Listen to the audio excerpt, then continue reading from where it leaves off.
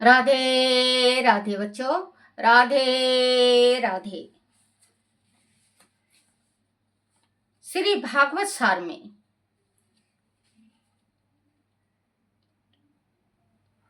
64 पूर्व जन्म के बारे में विचार मत करो, वर्तमान जीवन को सुधारने का प्रयत्न करो।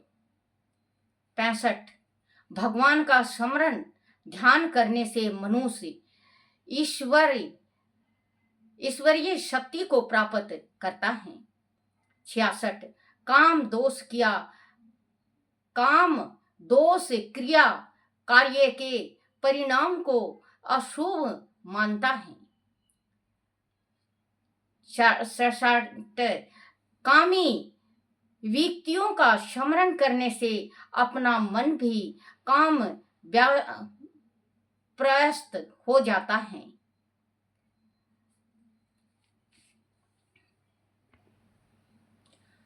68 प्रातःकाल मध्यम एवं रात्रि में सोने से पूर्व मंगलाचरण अवश्य करो। 69 अच्छा तो यह है कि बारंबार एक ही स्वरूप का चिंतन करो। 70 वंदना सभी देव को कीजिए, किंतु ध्यान एक ही देव का करें। बच्चों, वंदना भक्ति हर एक देवता का करना चाहिए, हर एक देवता का, लेकिन हृदय में एक को रखना चाहिए। या लड्डू गोपाल को रखो, या माता रानी को रखो, या शिव भोले को रखो, या आप किसी भी भगवान का या माता का एक का अपने हृदय में 24 घंटा ध्यान रखना चाहिए। पूजा हर एक देवता देवी का करो। कहते हैं कि भगवान की भक्ति में वो शक्ति होती है कि भगवान को स्वयं आना पड़ता है। तो बच्चों, आजकल के जो देव है, पुजारी हैं, उनका है जैसे मतलब पूजा करते हैं, 4 दिन जल चढ़ाएंगे, 4 दिन जल चढ़ाएंगे, 4 दिन के बाद थक जाते हैं। कहते हैं मैं तो भगवान का इतना किया कि भगवान प्रार्थना सुनते ही नहीं। मैंने व्रत इतना रखा, मैंने माँ का व्रत रखा, भगवती का रखा, लक्ष्मी का रखा, मैंने शंकर भगवान का 16 सोमवार रखा, लेकिन हमें कोई फल नहीं मिला। तो बच्चों, आप व्रत रख रहे हो, जितना का आपने मानता कर रखी उतना व्रत रखो। श्री राम जी थे, श्री राम जी को 14 वर्ष का वनवास हुआ था बच्चों। 14 वर्ष से पहले नहीं आए, 14 वर्ष में ही आए भगवान, आए ना बच्चों। और हम और आप 2-4 दिन व्रत रखते हैं और पूजा करते हैं और थक जाते हैं। भगवान ने इतनी लंबी जिंदगी दे रखी। मान लो आप 30 साल के बाद पूजा करना स्टार्ट करें, या 15 साल के बाद स्टार्ट करें, या 20 साल के बाद स्टार्ट करें, तो 20 साल आपने गंवा दिया। जब 20 साल आपने गंवा दिया तो 4 दिन में आप क्या भगवान को तुरंत मना लोगे? कहते हैं ना, भगवान मिलते हैं नेहा लगाने से, हरि मिलते हैं नेहा लगाने से। क्योंकि भगवान नेहा किसको कहते हैं? भगवान को ध्यान करो तो भक्ति भाव से करो। भगवान अब सतयुग में भगवान मिला नहीं करते बच्चों।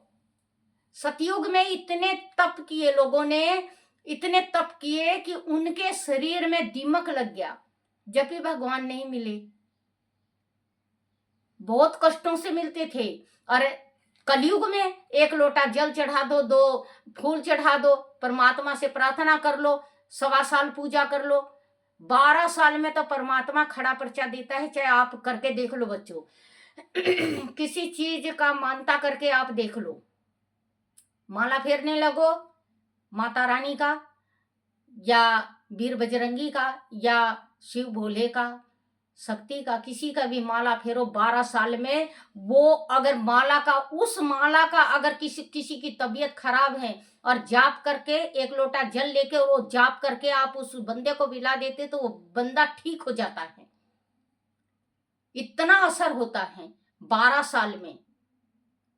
क्योंकि भगवान जो हमारे श्री राम जी थे 14 वर्ष में आए थे। जब वो, एक बात कहते हैं ना, आजकल की स्त्रियां ये कहती हैं कि हमारे ऊपर इतना संकट पड़ गया, इतना मुसीबत हो गया कि हम विचलित हो गए, वो और उनका कुछ पार नहीं पड़ता तो वो तलाक ले लेती हैं कि मैं इस आदमी से नहीं। एक बात ये सोचो कि आप ये कहते हो इस आदमी के साथ मैं, मुझे रहना नहीं, मैं नहीं रहती। और सीता माँ थी, सीता मैया सती, उन्होंने श्री राम जी के साथ 14 वर्ष वनवास काटा। वहां से आने के बाद गर्भवती हुई। जब गर्भवती हुई तो कोई धोबी ने कहा कि मैं श्री राम जी नहीं हूं जो मैं तुझे रखूं। उसकी स्त्री रात को कहीं चली गई थी, सुबह आई तो श्री राम जी भेष बदल के घूम रहे थे। तो सुबह आई तो रात को नहीं आई, तो सुबह आई तो उन्होंने ये कहा कि मैं श्री राम जी नहीं हूं जो मैं तुझे अपना लूं। 14 बरस तक पराए पुरुष के पास रह के आई। सीता के ऊपर इतना बड़ा लक्षण लगा है, इतना बड़ा कलंक लगा कि मैं नहीं रख सकता तुझे। श्री राम जी सुने, आए, लखन से कहा कि अपनी भाभी को जंगल छोड़ आओ। लखन के आंखों में आंसू था, दिल में तरस थी कि भाभी अभी अभी आई हैं वनवास से, इतना दुख पाके सॉरी बच्चों, तो मैं कैसे भाभी को वनवास भेज सकता हूं। सीता मैया को छोड़ के आए, सीता मैया को छोड़ आए, गर्भवती थी। जब सीता मैया के ऊपर माँ लक्ष्मी का रूप अवतार हैं, उनके ऊपर इतना मुसीबत आया, उन्होंने तो नहीं कहा कि मैं श्री राम जी से मैं तलाक लूंगी। उन्होंने बस ये लास्ट में ये कहा, हे धरती मैया, अगर मैं सती हूं और श्री राम जी के नाम का मैं जाप कर रही हूं तो मुझे आसन दे दे माँ, अपनी गोद में सुआ दे, अपनी गोद में मुझे लिटा दे। तो बच्चों, सीता मैया गोद में समा गई थी। राधे राधे बच्चों, 7 मिनट हो गया है। राधे राधे।